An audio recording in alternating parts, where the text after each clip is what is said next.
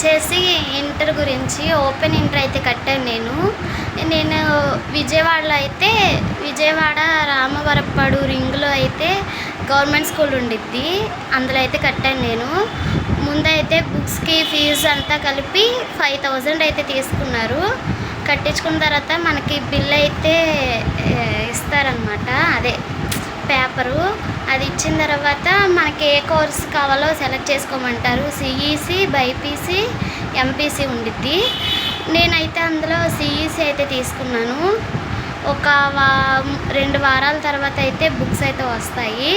అవి తీసుకున్న తర్వాత ఆదివారం క్లాసులు ఉంటాయి ఒక స్కూల్లో, వాటికి అయితే అటెండ్ అవ్వాలి. నాకైతే బుక్స్ రావటమే ఎగ్జామ్స్ 1 వీక్ ఉందనంగా అయితే ఆ బుక్స్ వచ్చాయి. నేను సార్కి ఫోన్ చేస్తే, సార్ ఏంటి సార్ ఇప్పుడు వచ్చాయి బుక్స్ అని అంటే, సార్ అన్నారు ఏం పర్లేదమ్మా, మేము అక్కడ కొంచెం ఫ్రీగా వదులుతారు, మీరు రాసుకోవచ్చు అన్నారు. తీరా హాల్ టికెట్ అయితే వచ్చిందని ఫోన్ చేశారు సారు. వెళ్తేనేమో రేపు అంటే ఈరోజు శనివారం వచ్చింది హాల్ టికెట్, ఎగ్జామ్ ఏమో సోమవారం. అయితే సార్ ఏంటి సార్ ఇంత ఇదిగా చదవలేదు కదా సార్, నాకే బుక్స్ నిన్న వచ్చాయి కదా సార్ అని అంటే, ఏం పర్లేదమ్మా అక్కడ కొంచెం ఫ్రీగా వదులుతారు, రాసుకోవచ్చు మీరు అని అన్నారు.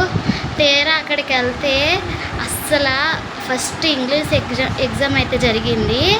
మీరు నమ్ముతారా నమ్మరో, అస్సలే ఎంత స్ట్రిక్ట్గా ఉన్నారంటే అంత స్ట్రిక్ట్గా అయితే ఉన్నారు. ఓపెన్గా కడితే స్లిప్పులు ఇస్తారు, అది ఇది అన్నదైతే మొత్తం అబద్ధం. అసలు స్లిప్పులు ఇవ్వరు, ఏమి ఇవ్వరు. స్క్వాళ్ళు మామూలుగా ఎలా 10th అయితే రాస్తామో ఇంటర్కి సేమ్ అలాగే రాస్తాము ఇక్కడ కూడా.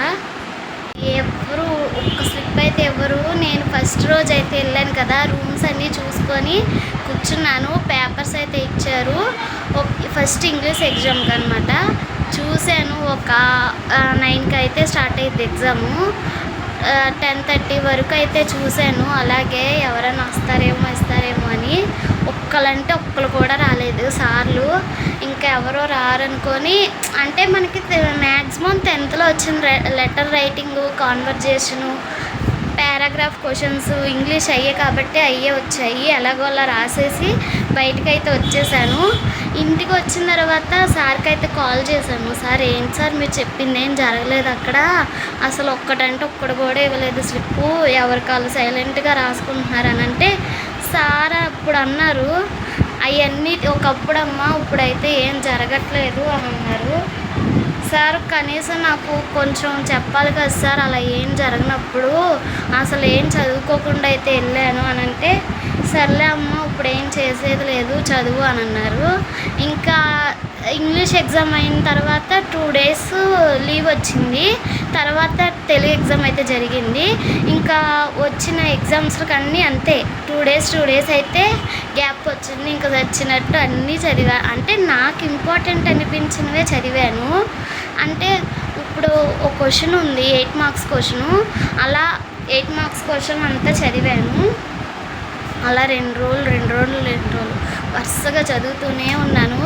మొత్తానికి ఎగ్జామ్స్ అయితే పర్లేదు, బాగానే రాశాను. పాస్ ఫెయిల్ అనుకున్నా కానీ నాకైతే పాస్ అవుతాననే అనిపించింది. మొత్తానికి పాస్ అయితే అయిపోయాను. ఎన్ని మార్క్స్ వచ్చాయంటే 304 అయితే వచ్చాయి 500కి. పర్లేదు, బాగానే వచ్చాయి అనిపించింది. మొత్తానికి నేనైతే ఒకటే చెప్తాను, ఓపెన్ ఇంటర్ అయినా లేదా నార్మల్ ఇంటర్ అయినా ఎవరు స్లిప్పులు అయితే ఎవరు, కాలేజీల్లో కానీ స్కూల్లో కానీ బయటికి అలా చెప్తారు అంతే. అలాగే ఇంకేం చేయలేం, చదువుకోవాలి, కష్టపడి చదివితేనే మనకి మార్కులు అనేవి వస్తాయి. వాళ్ళు ఎవరు మన సొంతలు కాదు కాబట్టి మార్కులే వేయరు.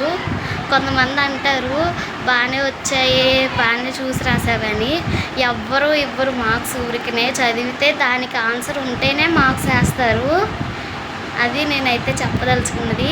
నా మార్క్స్ మేము వచ్చేసి ఇప్పుడు నేను కింద ట్యాగ్ చేస్తాను, చూసేయండి. బాయ్.